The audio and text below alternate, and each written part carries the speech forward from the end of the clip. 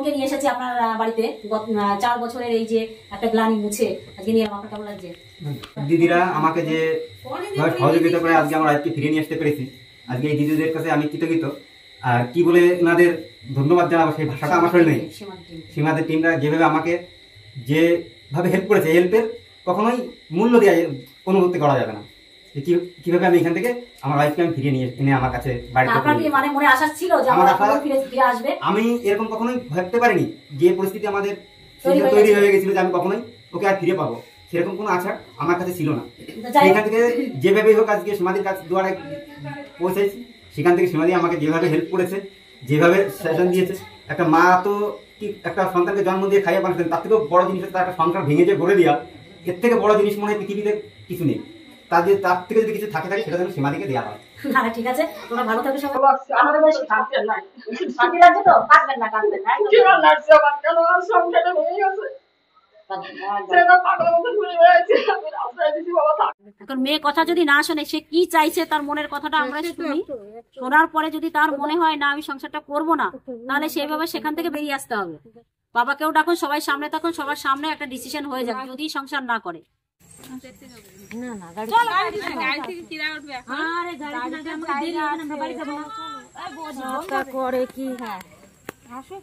আগে পরে আমাদের শোনা হয়ে গেছে কথা।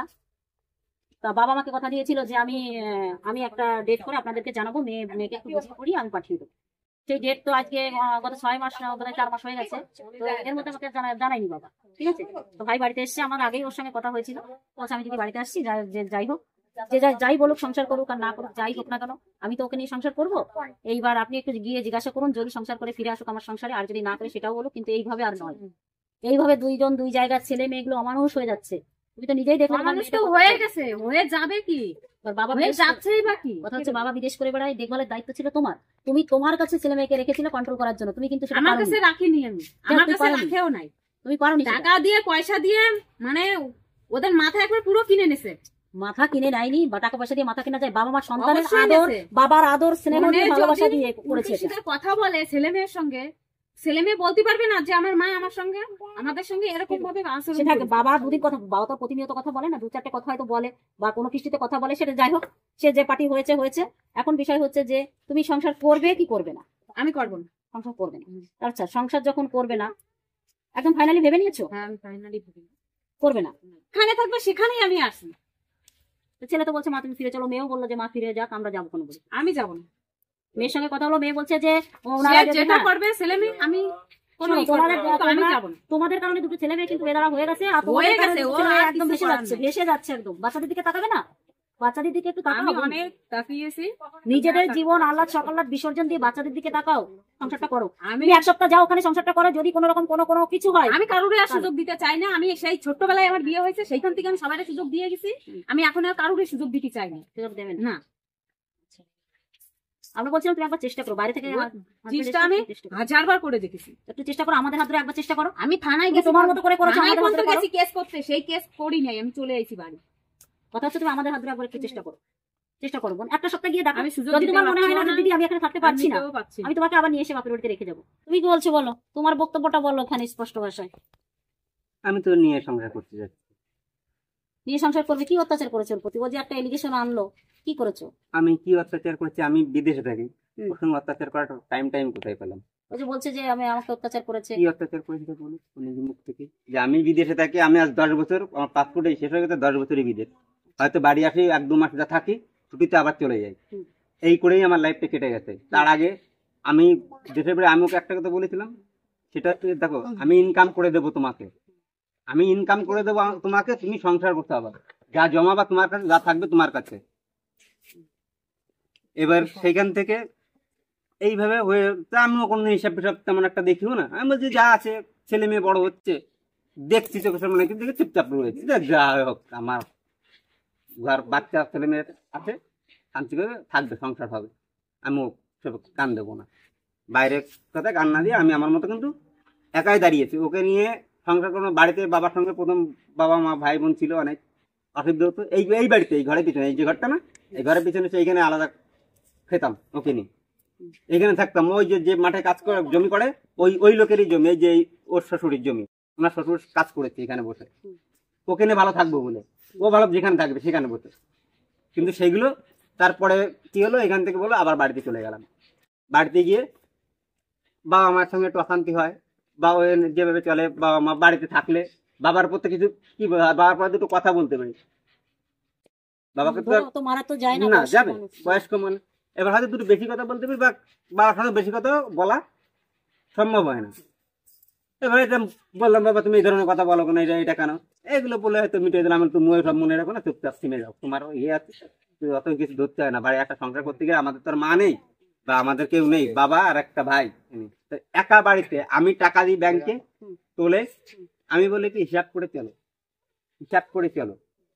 আমি এও বলি যে তুমি তো লেখাপড়ি জানো না, ছেলে এখন লেখাপড়া শিখেছে, ছেলেকে দিয়ে লেখাও, বা ছেলেকে দিয়ে লেখায়নি। আমি যাকে আমি বলি ঠিক আছে, তুমি এক কাজ করো, প্রাইভেট টাকা আলাদা করে দাও। আপনি এখন কি চাইছেন বলুন, কি চাইছেন আপনি? আমি চাইছি ও যদি সংসার করতে, এখন ও তো বই ক্লিয়ারলি বলে দিচ্ছে সংসার করবে না। এছাড়া আর কি অসুবিধা? দেখ ডায়েরি রয়েছে একটা, ওই ডায়েরিটা অসুবিধা নিয়ে কি? ডাইরেক্ট হয়ে ওসব লাগবে না, সব কিছু লাগবে না না, ওই যখন বললো না তখন আমি পুরো এই কথার জন্য কি যাবে না? এই কথার জন্য আমাদের ঝামেলা না। বাড়িতে আরো সবাই একটা সমস্যা আছে এর ভিতরে, এটা হচ্ছে বড় সমস্যা হচ্ছে ওই যে মাস্টার, ওই মাস্টার এনে প্রথম বাদে, কোন মাস্টার? হুম? কোন মাস্টার? ওই প্রাইভেট মাস্টার, বাড়ি কোথায়? ওই পাশেই বাড়ি, কার পাশে বাড়ি? আমার পাশের বাড়ি। আচ্ছা, কি হয়েছে ওখানে? আমি ওই মাস্টারকে রাখবো না, হুম। ওই মাস্টারকে আমি বাড়ি রাখবো না। আমি এর আগের বার আমি একটু শুনে গেছি, হুম। আমি বলছি এই মাস্টার বাড়ি থেকে কি সরাতে হবে। শুনে গেছো? শুনে গেছি একটু অন্যরকম, যাই হোক, যাই হোক। ওরা কতটা শুনে গেলে, আমি ওই মাস্টার আমি রাখবো না। এই বছরটা পড়া গেলে মাস্টার শেষ, ছেলেকে ব্যাজে দিতে, ছেলে ক্লাস 9 উঠে যাচ্ছে, মেয়েকে ব্যাজে দিয়ে দেবো, বাড়ির পাশে স্বপন পড়ায় এ পড়ায়, ওদের কাছে দিয়ে দেবো। ঠিক আছে, ও বললো ঠিক আছে। আমি চলে গেলাম বিদেশে। বিদেশে গেছি, বিদেশে যাওয়ার পরে পরীক্ষা রেজাল্ট আসলো, মেয়েদের রেজাল্ট আসলো। আসার পরে তখন আমি বললাম তাহলে সুকান্ত বলছে তাহলে আমি ব্যাজে চলে যাচ্ছি স্কুলে। আমি ঠিক আছে যাও। আমি যে মেয়েরে কি করবা, মেয়ের কাছে তাহলে আমারও ব্যাজে দিতে, বাবা তুমি যেটা করবা। মেয়ে তখন কিন্তু এইসব কিচ্ছু ছিল না, মেয়ে একদম শান্ত মেয়ে। আমি বলছি বাবা তুমি যেটা করবা সেটাই হবে। আমি বললাম ঠিক আছে। যখন ওইটা বললো, বলার পরে এবার বাইরে লাইটটা দিতে বলুন তো, মশা কামড়া। ব্যাস ঠিক করে দেবে। আর ওই দিন ও বলছি ঠিক আছে। 2 দিন পরে বলছে না তুমি ছেলের প্রাইভেট ব্যক্তিগত মাস্টার রেখে পড়াতে পারছো, তো মেয়েকে পড়াতে পারবে না। আমি চেয়ে এবার কি ধরনের কথাবার্তা, যাক গে, এসব তারপরে কি হলো? এবার এইটা নিয়ে কথাবার্তা চলছে। চলে তা এখন মাস্টারই রাখবো, আমি তাহলে অন্য মাস্টার নেই, বলছে না ওই মাস্টারই রাখবো বাড়িতে। এটা কি থামতে এলো? মাস্টার নিয়ে একটু সমস্যা, হ্যাঁ, মাস্টার নিয়ে এটা নিয়ে সমস্যা, অশান্তি, এইটা নিয়ে সংসারের মূল অশান্তি।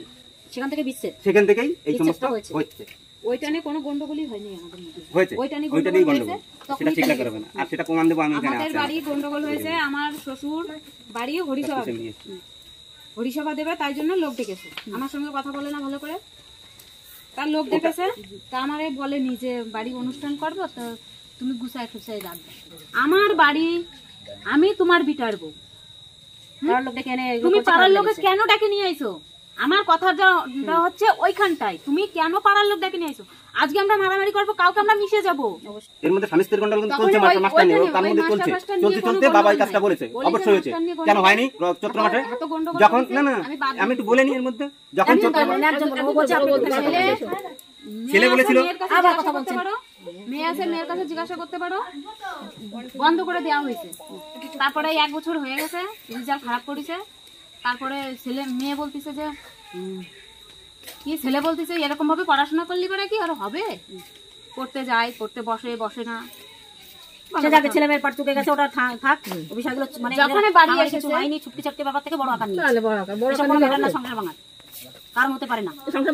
না, না, এরা দুজনাই যা বলছে, আমার দুজনার কথা এই কারণে শোনেন, সংসার ভাঙে না। আমার কথা শোনেন। ওই হরিসভা নিয়ে আমার শ্বশুর ওই লোকজন ডেকেছে, তখন আমার বাপের বাড়ি ফোন করেছে উনি। আমার বাবার কাছে বলছে, আমার মার কাছে বলছে, ওখান থেকে আলো আমি চেষ্টা করবো। আমি কোনো কথা, কারোর কোনো কথা শুনতে আমি এখন রাজি না। এক কথাই এক কথাই কারণ এই ঘুরে পড়ে এই কথাটাই আসবে বারবার করে। আমি এই কথা শুনতে শুনতে আমি বিরক্ত ধরে গেছি। সহ্য করো, ধৈর্য শক্তি একটু আনো।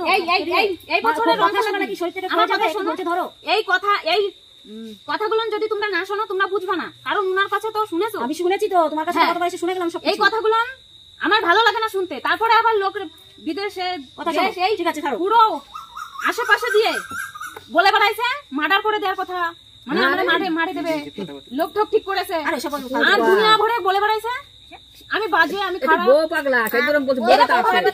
জানি গন্ডগোল হয়েছে, আমার কথা শুনুন, জানি গন্ডগোল হয়েছে, 2 দিন পরে চলে আসুন, আসে বলুক যে ঠিক আছে যা হয়েছে হয়েছে, আবার বাড়ি চলো। তুমি দুনিয়া ভরে কেন লটাইছো? আর দুনিয়া ভরে মানুষ বাড়ি এসে বাড়ির উপরে এসে বলে যাচ্ছে 30 লাখ টাকা নিয়ে আসছে ওনার দেখে মনে হয়, আমাদের পরিবারে দেখে বাড়িঘর দেখে মনে হয় 30 লাখ টাকা নিয়ে আসছে। কথা হচ্ছে, শোনো, যেটা হয়েছে ও যে ভুলটা করেছে সেই ভুলটা ও শুধরে নেবে, ভবিষ্যতে কোনো পেছনের কথা কোনো উঠবে না, না পেছনের কথা উঠবে না, কোনো এই সব করে যাই বলো না, হবে না। আরেকবার দেখ বলবে না, আমি আছি ওর সঙ্গে। আমি ছেড়ে দিছি, যেটা ভালো লাগে সেটা করুক গিয়ে, তুই সংসারটা করো, আমি সংসার করবো না। বুঝা গেল? সংসার যখন করবে না, ওর সিদ্ধান্ত আজ থেকে 4 মাস ধরে সময় নিয়েছে, সময় নিয়ে ভেবেছে যে আমরা 4 মাস আগেও এসেছিলাম এবং 4 মাস পরেও এসেছি, ওর একই জায়গায় একই সিদ্ধান্ত একই করেছে। ও কথা বলবেন না, যখন কথা বলবো কথা বলবেন না, কথা বলতে হলে পরে বলবেন। ও সেই জায়গা থেকে অটুট রয়েছে, জায়গা থেকে ও সরছে না। তাহলে কাজ হচ্ছে এখন আপনারও তো একটা লাইফ, তো এখানে তাহলে ছেলে মেয়ের তো ডিভোর্স হয় না, ছেলে মেয়েই থাকে, ছেলে মেয়ে আপনার কাছে থাকুক, মায়ের কাছে থাকুক, যেখানে তাহলে যাওয়া আমার আসা টাকা করবে পয়সা সবকিছু। কিসের টাকা পয়সা? যেসব টাকা পয়সা আমি বিদেশ থেকে পাঠিয়েছি আমাকে হিসাবটা তো বুঝিয়ে দেবে। তাহলে আমরা বুঝতে গেলে ব্যাংকের বই নিয়ে আসতে হবে। কত টাকা দিয়েছেন বিদেশ থেকে? কত 1 টাকা লাখ দিয়েছেন? আরে যা যাইয়ে তুই যাই দেখে আয় যা যা। তুই এক মাস বিপ্লবের সংসার মনে কর নতুন বিয়ে হয়েছে তোর যাচ্ছিস। আজকে এদের 4 বছরের সম্পর্ক বিচ্ছেদ, এ বাপের বাড়িতে আছে 4 বছর ধরে, আর এ বাইরে ছিল। যাই হোক, ভাই বাইরে থেকে এসেছে, আজকে অনেক বুঝিয়ে আমি বোনটাকে নিয়ে যাচ্ছি সংসার করানোর জন্য। অনেক কিছু হয়ে গেছে এদের লাইফে। যাই হোক, আজকে আমার 2-4 ঘন্টার পরিশ্রমের ফসল আমি পেয়েছি। আজকে আমি বোনকে তার স্বামীর হাতে তুলে দিতে পেরেছি এবং স্বামী স্ত্রীর মিল মহব্বত হয়ে গেছে। আমি এদেরকে নিয়ে যাচ্ছি ছেলে মেয়ে সহ, গত 4 বছরের গ্রানি। আপনি এদেরকে আশীর্বাদ করবেন যে এরা যাতে সুস্থভাবে স্বাভাবিকভাবে এদের জীবনটা আবার সুন্দরভাবে সাজাতে পারে, স্বামী স্ত্রী মিলে সুখের সংসার জন্য এদের আবার গড়ে ওঠে। আপনারা সেই আশীর্বাদটুকু এদেরকে করে দেবেন।